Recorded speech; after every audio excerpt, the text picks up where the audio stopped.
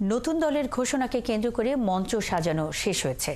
নতুন এই রাজনৈতিক দলের আত্মপ্রকাশ অনুষ্ঠানে যোগ দেবেন জুলাই আন্দোলনে আহত ও নিহত পরিবারের সদস্যরা। এছাড়া বিভিন্ন রাজনৈতিক দলের নেতারা ছাড়াও থাকবেন বিভিন্ন দেশের কূটনীতিকরাও। প্রায় 5 লাখ ছাত্র জনতার এই জমায়েতে ঢাকা মহানগর পুলিশের অনুমতি নেওয়া হয়েছে 3 স্তরের নিরাপত্তা। জাতীয় নাগরিক পার্টি সমাবেশের খবর জানাতে আমাদের সাথে যোগ দেবেন সহকর্মী মোহন ইসলাম। মোহন, জাতীয় নাগরিক পার্টির আত্মপ্রকাশে লোক সমাগম কেমন দেখছেন? এতে লোকের সমাবেশ ঘিরে এত লোকের সমাবেশ ঘিরে নিরাপত্তা ব্যবস্থা কেমন দেখছেন?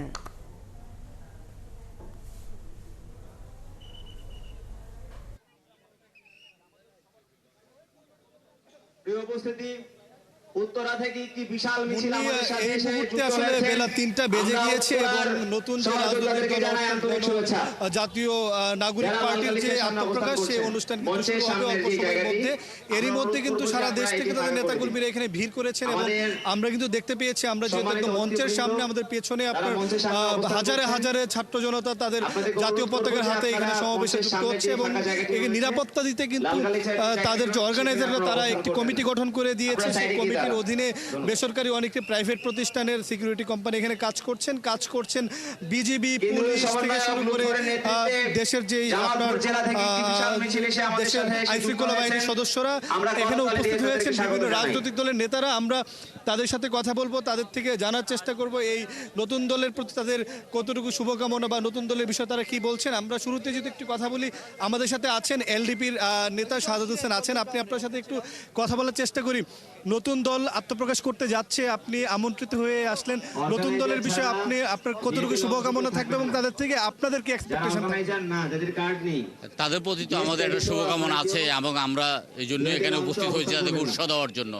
তারা তরুণ, তারা জাতিকে নেতৃত্ব দিয়েছেন, তাদের নেতৃত্বে একটা ছাত্র জনতার অভ্যুত্থান ঘটেছে।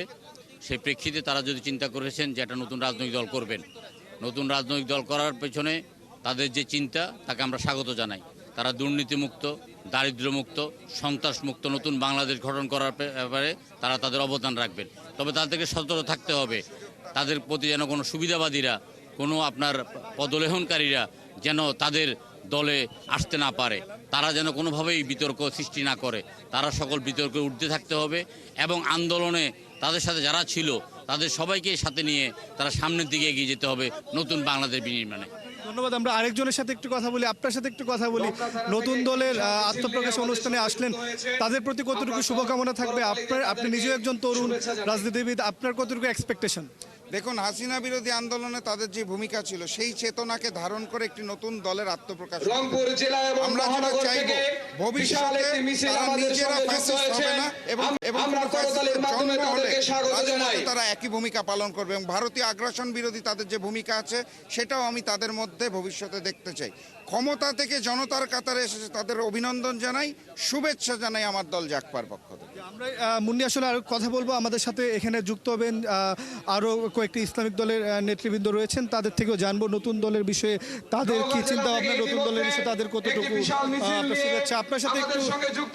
আপনার সাথে একটু কথা বলার চেষ্টা করি। আপনি একটু বলবেন নতুন দলের আত্মপ্রকাশে আসলেন, নতুন দলের প্রতি আপনাদের কতটুকু শুভকামনা এবং নতুন দলের থেকে আপনারা কি চান? আমূল পরিবর্তন চাই দেশটাকে, আশা করি বুদ্ধিমত্তার সাথে কাজ করতে পারে, দেশটা আমূল পরিবর্তন করাইতে পারবে ওরা। আমি আরেকজনের সাথে কথা বলবো, আপনার সাথে কথা বলে। আপনি একজন রাজনীতিবিদ এবং আমন্ত্রিত হয়ে আসলেন। এই যে নতুন রাজনৈতিক দলটি আত্মপ্রকাশ করতে যাচ্ছে, দেশে তো অনেক রাজনৈতিক দল ইতিমধ্যে আছে, তাদের থেকে আসলে নতুনভাবে আপনাদের কি প্রত্যাশা, আপনাদের রাজনীতিবিদরা আসলে কি চান?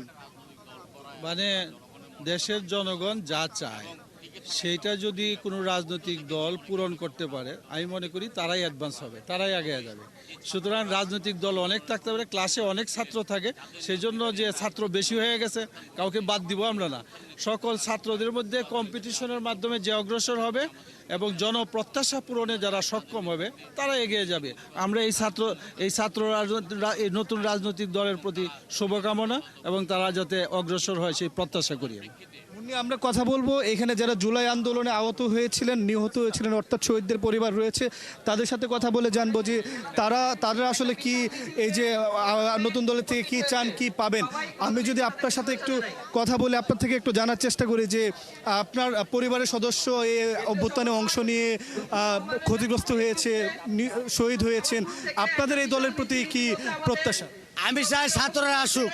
আমি আসিফ ভাই আমার ভাই, বাতিজা না আমার ভাই, আমার ছেলে রক্ত দিছে, আমিও রক্ত দিব আসিফ ভাইয়ের সাথে। আশীর্বাদ দিছে, আমিও দিমু। আমি চাই আসিফ ভাই সুন্দর গঠন করুক, দেশটা শান্তি রাখুক, এইটুকু আমি চাই। আমি আরেকজনের সাথে কথা বলি, আপনি আপনার পরিবারের সদস্য ছিলেন। আমার ভাই শহীদ হয়েছে 5 আগস্টে জুলাই অভ্যুত্থানে। আমার ভাই স্বৈরাচারী শেখ হাসিনার নেতৃত্বে আমার ভাই সাভার এনাম মেডিকেলের সামনে আমার ভাই মারা যায়। আপনাদের এই নতুন দলের কাছে প্রত্যাশা কি শহীদ পরিবারের? প্রত্যাশা হলো বাংলাদেশ আমাদের স্বৈরাচারী, বাংলাদেশের স্বৈরাচারী বলতে কিছু থাকবে না। যেই আসুক বাংলাদেশটা সুন্দরভাবে এগিয়ে নিয়ে যেতে হবে। কোনো স্বৈরাচারী বাংলাদেশে টিকতে পারবে না। ছিলেন শহীদ পরিবারের সদস্যরা কথা বলছেন। আমরা আসলে আরেকটু কথা বলবো, আরেকটু জানার চেষ্টা করব যারা রয়েছেন এখানে। একজন আহত একজন রয়েছেন আমরা একটু দেখতে পাচ্ছি, আপনার সাথে একটু কথা বলার চেষ্টা করি। আপনি যদি একটু এগিয়ে আসেন। আপনি এই নতুন দলের আত্মপ্রকাশে যোগ দিচ্ছেন, আপনাদের এক্সপেকটেশনটা কি, অর্থাৎ প্রত্যাশা কি রয়েছে? আমাদের প্রত্যাশা থাকবে এই দলটা যাতে একদম শহর থেকে শুরু করে গ্রাম পর্যায়ে পৌঁছে, প্রান্তিক পর্যায়ে পৌঁছাতে পারে এবং জনগণকে যাতে রাজনৈতিক সচেতনতা বৃদ্ধি করতে পারে জনগণের, এটা প্রত্যাশা থাকবে। কারণ বাংলাদেশের জনগণ আসলে 2-1টা দলের বাহিরে আর বেশি কিছু চিন্তা করতে পারে না। এই যে 2-3টা দলের বাইরে বিকল্প যে দল, এই দলটা যাতে এই 24-এর গণঅভ্যুত্থানের স্পিরিট ধারণকারী এই দলটাই হয়, এটাই আশা করতেছে। আমি আরেকজনের সাথে কথা বলবো। মুন্নি, একটু আপনার সাথে একটু যদি কথা বলি, আপনি একটু আন্দোলনে আহত হয়েছিলেন, আপনি ভালোভাবে নড়তে পারছেন না আমরা দেখতে পাচ্ছি। একটু যদি বলেন যে আপনার আসলে প্রত্যাশাটা কি থাকবে এই দলের কাছে? আসলে আমাদের নাহিদ ভাই পদত্যাগ করে আমাদের মাঝে নতুন দল করতেছে, আমরা ওইটা ভেবেই খুশি। আমি নিজে ধন্যবাদ মুন্নি। আসলে এখানে শহীদ পরিবারের সদস্যরা রয়েছেন, আহতরা রয়েছেন পলিটিশিয়ানরা, আমরা আরও কিছু রাজনীতিবিদ রয়েছেন এখানে আমন্ত্রিত, তাদের সাথে একটু কথা বলার চেষ্টা করব, তাদের থেকে জানার চেষ্টা করব তাদের এই দল নিয়ে আসলে কতটুকু আশা, তাদের কতটুকু প্রত্যাশা রয়েছে। এখানে আমরা দেখতে পাচ্ছি যে বাংলাদেশের বিভিন্ন ঘরানার রাজনীতিবিদকে, যারা 16 বছর ফেসিবাদ বিরোধী আন্দোলনে তারা যুক্ত ছিলেন, আপনার সাথে আমরা একটু কথা বলার চেষ্টা করি। আপনি আমন্ত্রিত হয়ে আসলেন, নতুন দলটার প্রতি আপনাদের নতুন দলের প্রতি প্রত্যাশা কি থাকবে?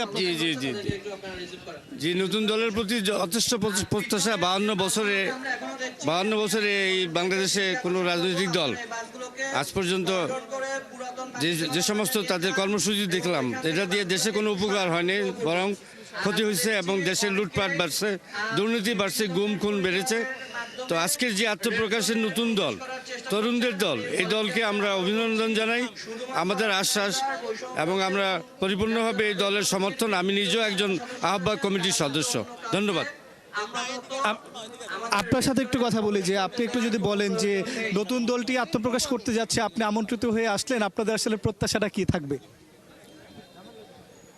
হ্যাঁ, আসলে বাংলাদেশের ইতিহাস হলো যে কোনো একটা বড় ঘটনা ঘটলেই, বিশেষ করে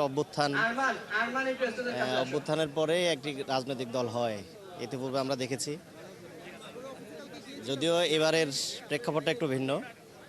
ছাত্র জনতার আন্দোলনে যেহেতু ফ্যাসিবাদের পতন হয়েছে এবং 24-এর আন্দোলনকে ধারণ করে যেহেতু এই দলটি আসছে, আমরা প্রত্যাশা করি এই দলটি দেশের মানুষকে যে ঐক্যবদ্ধতার মাধ্যমে ঐক্যবদ্ধ করে তারা এত বড় একটি বিজয় অর্জন করেছে, এটাকে ধারণ করে আমাদের স্বাধীনতা সংগ্রাম এবং এই 24-এর অভ্যুত্থানকে ধারণ করে সকল দলগুলোকে ঐক্যবদ্ধ করে যদি আগামী দিনে তারা রাজনীতির জন্য পরিকল্পনা করে, এটাই তাদের জন্য ভালো হবে। আমি তাদের জন্য শুভকামনা করছি।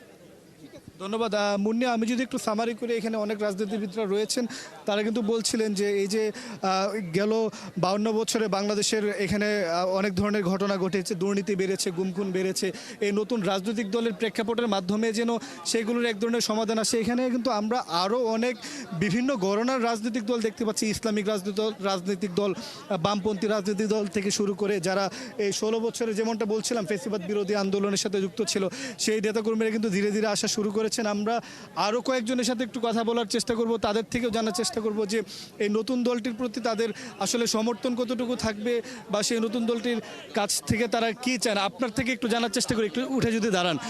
নতুন দলটির প্রতি আপনাদের সমর্থন কেমন থাকবে? এই যে 24-এ একটি এত বড় গণ অভ্যুত্থান হলো, স্বৈরাচার শেখ হাসিনা পতন ঘটলো, সেই পতনে তাদের ভূমিকা নিঃসন্দেহে অনেক বেশি প্রশংসনীয়। সেই জায়গা থেকে আপনারা প্রবীণ রাজনীতিবিদ, আপনাদের আসলে তাদের প্রতি সমর্থন কতটুকু থাকবে? ধন্যবাদ। আমি চেয়ারম্যান বাংলাদেশ ডেভেলপমেন্ট পার্টি।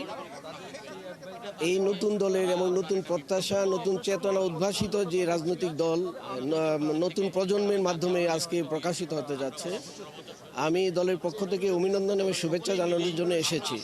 সবচেয়ে বড় কথা, আমরা এই বাংলাদেশের গতানুগতিক রাজনীতির পরিবর্তনের জন্য আমরা নিজেরাও সচেষ্ট এবং 36শে জুলাইয়ের গণঅভ্যুত্থানের যে চেতনা এবং এই চেতনাকেই প্রাথমিকভাবে তারা ইচ্ছা করলে এটাকে সংহত করতে পারে এবং এই চেতনার সাথে যদি রাজনৈতিক দল গঠন করার পরেও তারা এই একইভাবে কাজ করে, তাহলে জনগণের এবং দেশের মানুষের প্রত্যাশা পূরণে সহায়ক হবে আশা করি।